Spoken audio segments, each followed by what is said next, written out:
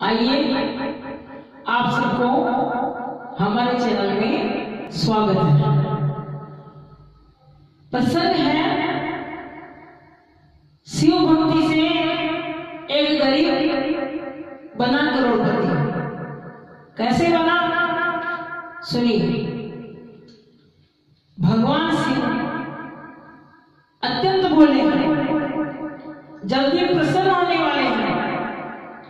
जब कृपा करते हैं तो छप्पर फाड़ के माया का भंडारा भरते हैं, लेकिन उनकी पूजा अर्चना पाठ मंत्र सच्चे मन से करें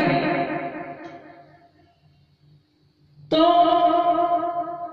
सब कुछ दे देते हैं। भगवान शिव सब कुछ देने के लिए तैयार हो जाते हैं, सब कुछ दे देते हैं। एक व्यक्ति बहुत गरीब था। उसका नित्य नियम क्या था कि वो शंकर भगवान के मंदिर में जाना, शंकर भगवान के मंदिर में जाता, जल की झाड़ी लेकर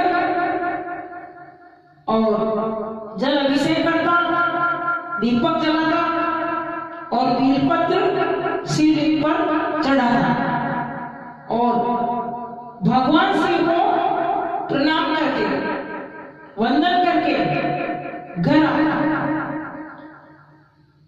बहुत गरीब था, इसलिए इसकी पत्नी भी बहुत दुखी थी। भगवान भोलेनाथ कहती हो, उस गरीब की पत्नी कहती कि भगवान भोलेनाथ कब कृपा करेंगे। लेकिन इस तरह पूजा पाठ करते करते बहुत समय बीत गया। पर कहते हैं जानकी कृपा राम की होई, जहाँ पर कृपा राम की होई, ता पर कृपा करे हर कोई। जहाँ पर कृपा राम की होई, ता पर कृपा करे हर कोई। अब क्या होता है, एक बार शिव पार्वती धरती पर भ्रमण करने के लिए, भगवान शिव पार्वती धरती पर भ्रमण करने के लिए आए तो उधर से वो व्यक्ति शिव पूजा करके अपने घर जा रहा था। सावन का महीना था, इसलिए वो ध्यान मग्न था। ध्यान मग्न होकर बहुत समय तक भगवान की सेवा पूजा करता, समय लगाता सेवा पूजा करने में। तब पार्वती माँ ने कहा भगवान शिव से कि ये व्यक्ति, हे स्वामी, ये व्यक्ति है, आपकी भक्ति बड़ी निष्ठा से करता है। आप दया कीजिए, आप दयालु हैं और इस गरीब की झोली अपने माया के भंडार से भर दीजिए। भगवान शिव ने कहा कि ठीक है हे देवी पार्वती, ये बात सब ठीक है। यही व्यक्ति एक दिन गरीब से करोड़पति बन जाएगा। फिर यही व्यक्ति एक दिन गरीब से करोड़पति बन जाएगा। मां पार्वती ने कहा आप तो यह कह रहे हैं, लेकिन इस व्यक्ति को आपने दिया कुछ भी नहीं। इस व्यक्ति को आपने कुछ भी नहीं दिया, कैसे करोड़पति बनेगा। भगवान शिव कहते हैं कि उसने जो बेलपत्र चढ़ाए हैं शिवलिंग पर शिव मंदिर में, जब वो बेलपत्रों का बोरा भर के आएगा उसी में इसकी सारी दौलत छिपी हुई होगी। तब भोलेनाथ कहते हैं कि हम तो पीपल के नीचे, इस वृक्ष के नीचे, पीपल के वृक्ष के नीचे यहाँ खड़े हैं, हमारी बातें कौन सुन रहा है? पार्वती माँ ने देखा तो एक नगर का सेठ, जिसके बहुत बड़ा व्यापार चलता था, अनेक फैक्ट्रियां थी, वह सारी बातें माँ पार्वती और भगवान शिव जी की सारी बातें सुन रहा था। परंतु स्वाभाविक है,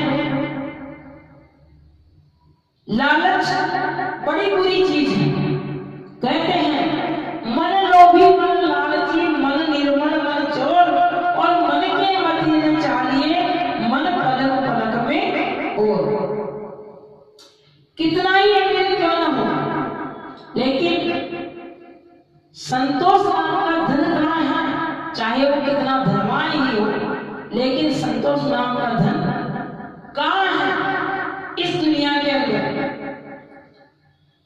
सेठ ने सोचा कि वो गरीब आदमी मंदिर में आएगा, उसके पहले ही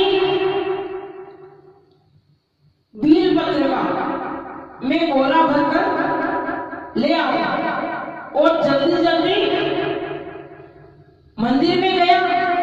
और शिव मंदिर में जाने के बाद जितने भी शिवलिंग पर बेलपत्र चढ़े हुए थे सबको बटोरा, सबको इकट्ठा किया, सबको बटोरा।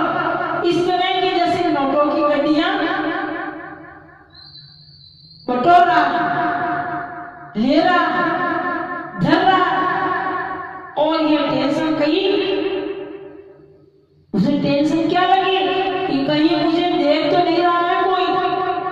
लेकिन ये पता नहीं है, ये पता किसको है कि दो आंखों से नहीं, हजार आंखों से देखने वाला तो हमारे ऊपर बैठा है। भगवान से कहां तक बात छुपाए और कहां तक बात छुपेगी? हम कहते हैं, क्या कहते हैं, जब किसी मंदिर में भगवान शिव या कोई देवता की प्राण प्रतिष्ठा करेगा, या प्राण प्रतिष्ठा हो जाएगी, जब भगवान शिव की मूर्ति रखें या किसी देवता की मूर्ति रखें और प्राण प्रतिष्ठा हो जाए, तो साक्षात मेरे प्रभु वहां विराजमान हो जाते हैं। अब तो वो सेठ बेलपत्र का जो बोरा भर के जैसे ही चलने के लिए तैयार हुआ, और उसी बोरे को उसकी गाड़ी में उसने धर दिया। बेलपत्र के बोरे को गाड़ी में धर दिया और मंदिर के बाहर आ गया। उसने सोचा कि मैं ये बेलपत्र का बोरा तो भर के ले आया, लेकिन भगवान शिव के भोग लगाना भूल गया, भगवान शिव के प्रणाम करना, वंदन करना भूल गया, अभिनंदन करना भूल गया।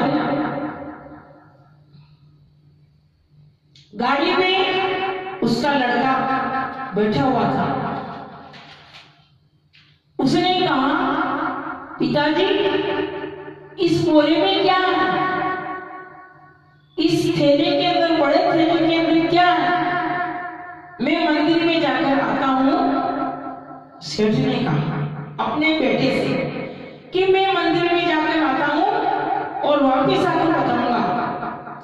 ठीक है, बेटे ने कहा। जैसे ही शिवलिंग को प्रणाम कर नगर से थे। तो क्या होता है सच में, ये वीडियो पूरा देखना, पूरा सुनना, क्योंकि ये अधूरे सुनने में कोई सार नहीं है। जब हम अधूरी बात सुनते हैं तो उसका कोई सार नहीं होता है। नगर सेठ ने जैसे ही प्रणाम करके झुक के शिवलिंग को धोख दिया, शिवलिंग को प्रणाम किया, अभिनंदन किया, तो क्या होता है सज्जनों, उसके जो दोनों हाथ हैं चिपक जाते हैं शिवलिंग से। अब क्या करें, समस्या खड़ी हो गई। कहते हैं श्रोता को, दूसरों के हक का कभी खाना नहीं चाहिए, दूसरों के हक का कभी खाना नहीं चाहिए। ये बहुत बड़ी बुरी बला है। उसी वक्त, उसी समय वह गरीब व्यक्ति शिव मंदिर में आया कि सावन का महीना पूरा होने को है आज, और सारे बेलपत्र लाकर मंदिर से अच्छे स्थान पर रख दूंगा, अच्छे स्थान पर डाल दूंगा। उस व्यापारी ने, उस सेठ ने कहा, अरे भाई तुम कौन हो? मेरे दोनों हाथ शिवलिंग से चिपक गए हैं, इसे छुड़ा दो। मैं कितना ही प्रयास कर रहा हूं, परंतु यह हाथ मेरे छूटते ही नहीं है शिवलिंग से। मैं तुझे, उस व्यक्ति को पास में बुलाया और कहा, मैं तुझे 5000 स्वर्ण मुद्रिका दूंगा। ठीक है, बेचारा गरीब और भला था। जैसे ही उसने अपने हाथ सेठ जी के हाथ पर रखे, तो क्या चमत्कार हुआ, कैसा चमत्कार हुआ कि सेठ जी के हाथ शिवलिंग से छूट गए, और उन सेठ जी ने उस ब्राह्मण को 5000 स्वर्ण मुद्रिकाएं प्रदान की, 5000 स्वर्ण मुद्रिकाएं दी। तो कहते हैं ना क्या कि शिव भक्ति में इतनी शक्ति है। जय भोलेनाथ, जय भोलेनाथ।